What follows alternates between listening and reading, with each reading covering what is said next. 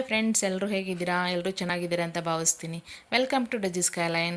So ನಾನು ತಂದಿರೋ ಹೊಸ ರೆಸಿಪಿ ಇವತ್ತು ಬಾಸುಮತಿ ರೈಸಿಂದ ಒಂದು ಉದುರುದರಾಗಿ ರೈಸ್ನ ಹೇಗೆ ಮಾಡೋದಂತ ಎಲ್ಲರೂ ಕೇಳ್ತಾ ಇದ್ರಿ.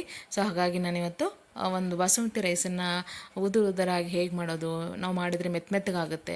ಸೊ ಯಾವ ಥರ ಪರ್ಫೆಕ್ಟಾಗಿ ಮಾಡಬೇಕು ಅನ್ನೋದನ್ನು ಕೇಳ್ತಾಯಿದ್ರು. ಹಾಗಾಗಿ ನಾನು ಇಲ್ಲಿ ಬಾಸುಮತಿ ರೈಸ್ ಮಾಡೋದನ್ನು ಹೇಳ್ಕೊಡ್ತಾ ಇದ್ದೀನಿ. ಇಲ್ಲಿ ನೋಡಿ, ನಾನು 2 ಗ್ಲಾಸ್ ಬಾಸುಮತಿ ರೈಸ್ನ, ಹಳೆ ಅಕ್ಕಿ ಅಂದರೆ ಓಲ್ಡ್ ರೈಸ್ ಅಂತ ಸಿಗುತ್ತೆ, ಅದನ್ನು ತೊಗೊಳ್ಳಿ, ತುಂಬ ಚೆನ್ನಾಗಿ ಬರುತ್ತೆ. ಸೊ ಅಕ್ಕಿನ ನಾನು 10ರಿಂದ 15 ನಿಮಿಷ ನಾನು ನೆನೆಸಿಟ್ಟಿದ್ದೀನಿ. ನೆನೆಸಿಡೋದ್ರಿಂದ ತುಂಬ ಚೆನ್ನಾಗಿ ಉದುರಾಗಿ ತುಂಬ ಸಾಫ್ಟಾಗಿ ಬರುತ್ತೆ, ಅದಕ್ಕೋಸ್ಕರ. ಸೊ ಇಲ್ಲಿ ನೋಡಿ, ಆಲ್ರೆಡಿ ನಾನು ನೀರನ್ನು ಬೇಯಿಸೋಕ್ಕಿಟ್ಟಿದ್ದೆ. ಸೊ ನೀರು 1-2 ಕುದಿ ಕುದ್ದಾದಮೇಲೆ ನಾನು ನೆನೆಸಿಟ್ಟಿರೋ ಅಕ್ಕಿನ ಹಾಕ್ಕೊಂಡಿದ್ದೀನಿ. ಸೊ ಸ್ವಲ್ಪ ಚೆನ್ನಾಗಿ ಬೇಯಿಸ್ಕೊಳ್ಳಿ. ಈ ಒಂದು ಬಾಸುಮತಿ ರೈಸು, ಫ್ರೈಡ್ ರೈಸು ಮತ್ತು ಬಿರಿಯಾನಿ ಈ ಥರ ಮಾಡಬೇಕಾದ್ರೆ ಮಾಡೋದಕ್ಕೆ ತುಂಬ ಚೆನ್ನಾಗಿರುತ್ತೆ. ಸೊ ಮನೆಯಲ್ಲೇ ನೀವು ಒಂದ್ಸಲ ಟ್ರೈ ಮಾಡಿ, ತುಂಬ ಉದುರಾಗಿ ಮಾಡ್ಬೋದು. ಇಲ್ಲಿ ನಾನು ಓಪನ್ ಪಾತ್ರೆಯಲ್ಲಿ ನಾನು ರೈಸ್ನ ಮಾಡ್ಕೋತಾ ಇದ್ದೀನಿ, ಕುಕ್ಕರಲ್ಲಿ ಇಟ್ಕೊಂಡಿಲ್ಲ. ಸೊ ನಾವು ಕುಕ್ಕರ್ಲಾದರೆ 1 ಗ್ಲಾಸ್ ಅಕ್ಕಿಗೆ 2 ಗ್ಲಾಸ್ ನೀರನ್ನು ಹಾಕ್ಕೋತೀವಿ. ಬಟ್ ಇಲ್ಲಿ ನಾನು ಏನು ಮಾಡಿದ್ರೆ 1 ಗ್ಲಾಸಿಗೆ 2 ಗ್ಲಾಸ್ ಅಥವಾ 3 ಗ್ಲಾಸ್ ನೀರು ಹಾಕ್ಕೋಬೋದು. ಯಾಕಂದರೆ ಓಪನ್ ಪಾತ್ರೆಯನ್ನು ಮಾಡೋದ್ರಿಂದ ನಾನು ಸ್ವಲ್ಪ ಜಾಸ್ತಿ ನೀರು ಹಾಕ್ಕೊಂಡು ಏನು ತೊಂದರೆ ಇಲ್ಲ. ಯಾಕಂದರೆ ನೀರನ್ನು ಆಮೇಲಿಂದ ಅದನ್ನು ಪಾತ್ರೆಯಿಂದ ನಾನು ಗಂಜಿ ಥರ ಬಸ್ಕೊಂಡ್ಬಿಡ್ತೀನಿ, ಅದಕ್ಕೋಸ್ಕರ. ಸೊ ನೋಡಿ, ಅಕ್ಕಿ ಸ್ವಲ್ಪ ಲೈಟಾಗಿ ಬೆಂದಿದೆ. ಅವಾಗವಾಗ ಒಂಚೂರು ನೋಡ್ತಾ ಇರಬೇಕು, ತುಂಬ ಮೆತ್ತಗೆ ಬೇಯಿಸ್ಕೊಬೇಡಿ.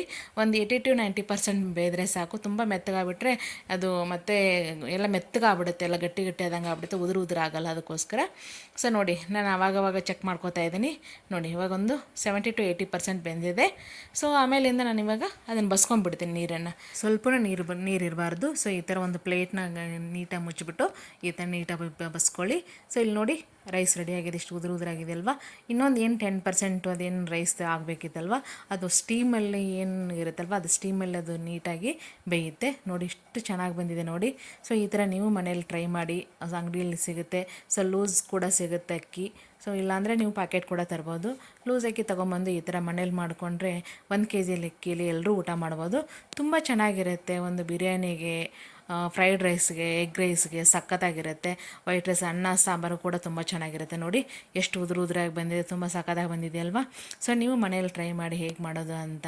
ಹಾಗೆ ವೆರೈಟಿ ಆಫ್ ರೈಸ್ಗಳನ್ನು ನಾನು ನನ್ನ ಚಾನಲ್ ಹಾಕಿದ್ದೀನಿ, ಹೋಗಿ ನೋಡ್ಕೊಳ್ಳಿ ನಿಮ್ಗೆ ಯಾವ ಥರ ರೈಸ್ ಐಟಮ್ ಬೇಕು ಅಂತ.